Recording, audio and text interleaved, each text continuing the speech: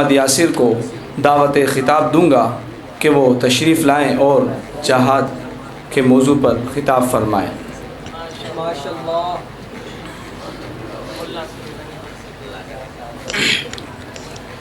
الحمد للہ وکفا والصلاة والسلام على عباده الذين اصطفى اما بعد فاعوذ باللہ من الشیطان الرجیم بسم اللہ الرحمن الرحیم قال اللہ تعالی فی القرآن المجید والفرقان الحمید کتب علیکم القتال وهو کرہ لکم وقال النبی صلی اللہ علیہ وسلم الجہاد واجب علیکم مع کل امیر برا کان او فاجرا۔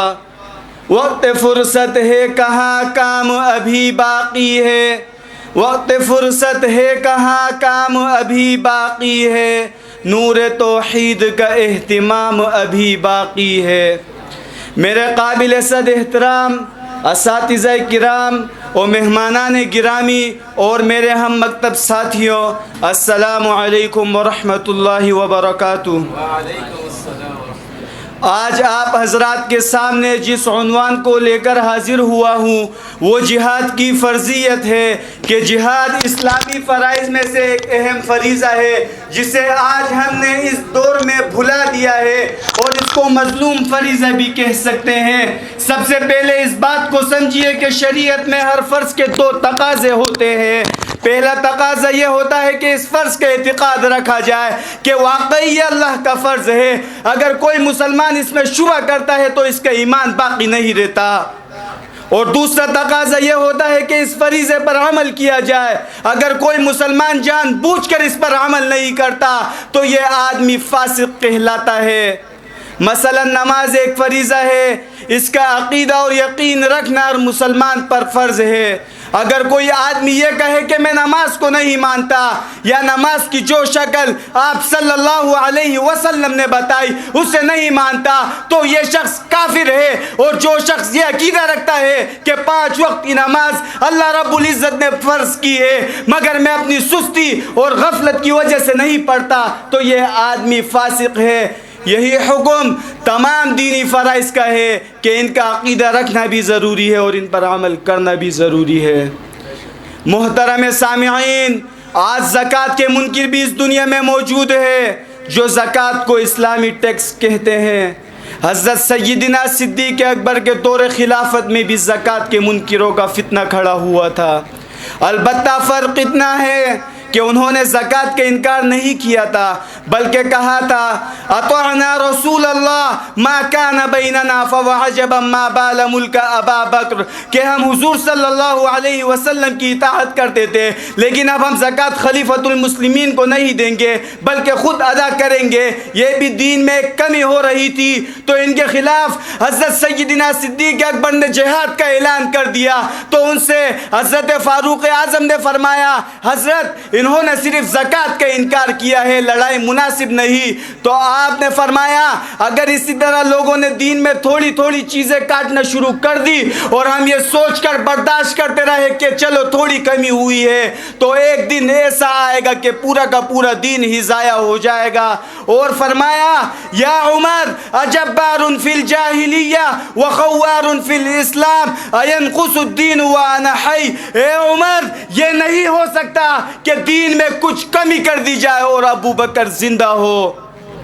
ہمیں مرنا قبول ہے مگر دین میں کمی برداشت نہیں۔ دین میں کمی پیشی کا مطلب یہ ہے کہ بندہ گمان کرے نعوذ باللہ اللہ نے غلط چیزوں کو اتارا اور آپ صلی اللہ علیہ وسلم نے امت کے سامنے غلط چیزوں کو پیش کیا۔ اگر کسی شخص کی انگلی اللہ رب العزت کی ذات پر یا اس کے حبیب پر اٹھ جائے تو یہ شخص کافر ہے، اس کے ساتھ قتال کر کے اسے ختم کر دیا جائے۔ محترم سامعین، آج گناہگار سے گناہگار مسلمان بھی نماز، روزہ، زکوٰۃ کو دینی فریضہ سمجھتا ہے، لیکن افسوس جو ظلم جہاد کے ساتھ ہوا وہ کسی اور فریضے کے ساتھ نہیں ہوا۔ امت کا بہت بڑا طبقہ نہ جہاد کو جانتا ہے نہ جہاد کو مانتا ہے۔ امت کی بہت بڑی تعداد جہاد کرنے کو تیار نہیں، حالانکہ جہاد بھی اسی قرآن میں فرض ہوا جس قرآن میں نماز کی فرضیت کا حکم ہے۔ جہاد بھی انہی احادیث کے ذریعے امت تک پہنچا جن احادیث کے ذریعے ذکر اور دوسری عبادات امت تک پہنچی۔ آپ صلی اللہ علیہ وسلم نے جہاد بھی اسی طرح کر کے دکھایا جس طرح آپ نے دوسری عبادات کر کے دکھائی۔ آپ نے پوری زندگی میں ایک بار حج فرمایا، جبکہ آپ کی پوری زندگی میں جہاد کے لیے 90 سفر ہوئے، جن میں سے 27 سفروں میں آپ نے خود شرکت فرمائی اور باقی میں صحابہ کو بھیجا۔ آپ خود سرپرستی فرماتے۔ بخاری شریف کی روایت ہے، آپ نے فرمایا اگر مجھے اپنی امت پر مشقت کا خوف نہ ہوتا تو جہاد کے ہر سفر کے لیے خود نکلتا۔ میرے عزیزو، یہ جان میری تمہاری نہیں بلکہ رب کی امانت ہے، اسے میرے رب نے خرید لیا ہے۔ ان اللہ اشتری من المؤمنین انفسهم واموالهم بان لهم الجنہ۔ اللہ سے دھوکے کا انجام رسوائی ہے۔ آپ صلی اللہ علیہ وسلم نے فرمایا وَإِذَا تَرَكْتُمُ الْجِهَادَ فَسَلَّطَ اللَّهُ عَلَيْكُمُ الذِّلَّةَ، اور جب تم جہاد کو چھوڑ دو گے اللہ تم پر ذلت کو مسلط کر دے گا۔ آج مسلمانوں کے لیے اس سے بڑی ذلت کیا ہوگی کہ ان کے مسائل اقوام متحدہ اور امریکہ حل کرتا ہے، جبکہ یہ مسلمان کی بزدلی اور غفلت کی شامت ہے۔ آج اگر ہم میں جہاد والا عمل موجود ہوتا تو رب کعبہ کی قسم کافر مغلوب ہوتے، رب کا نظام غالب ہوتا۔ جہاد کے بغیر دنیا سے جانا منافقت ہے۔ ہمارے جسم پر جہاد کا ایک نشان نہیں ہوگا، جبکہ آقا کے دندان مبارک جہاد میں شہید ہوئے، آقا کا چہرہ مبارک جہاد میں شہید ہوا۔ افسوس، صد افسوس، ایسا ظلم پوری تاریخ میں نہیں ہوا کہ کافر مسلمان کو جنگ کا چیلنج کرتے رہے اور مسلمان بزدلی اور غفلت کی چادر اوڑھ کر سوتا رہے۔ محترم سامعین، کل جب میدان حشر میں حضرت حمزہ کا کٹا ہوا جسم لایا جائے گا، حضرت زید کا کٹا ہوا جسم لایا جائے گا، حضرت جعفر کے کٹے ہوئے ہاتھ پیر لائے جائیں گے، اس وقت ہم رب کو کیا جواب دیں گے کہ جہاد کے بارے میں ہم نے اپنے عقیدے اور نیت کو صحیح نہیں کیا تھا، جبکہ جہاد کے بغیر دین اور ایمان کا تحفظ نہیں ہو سکتا۔ آپ صلی اللہ علیہ وسلم نے فرمایا من لقی اللہ بغیر اثرها من الجہاد، جو قیامت کے دن اللہ رب العزت کے سامنے جہاد کے اثرات کے بغیر آئے گا وہ ناقص ایمان کی حالت میں آئے گا۔ اور آپ نے فرمایا مسلمان میں سب سے کامل ایمان والا وہ ہے جو اللہ کے راستے میں جہاد کرنے والا ہو۔ اور آخر میں اس شعر کے ساتھ آپ سے اجازت چاہوں گا۔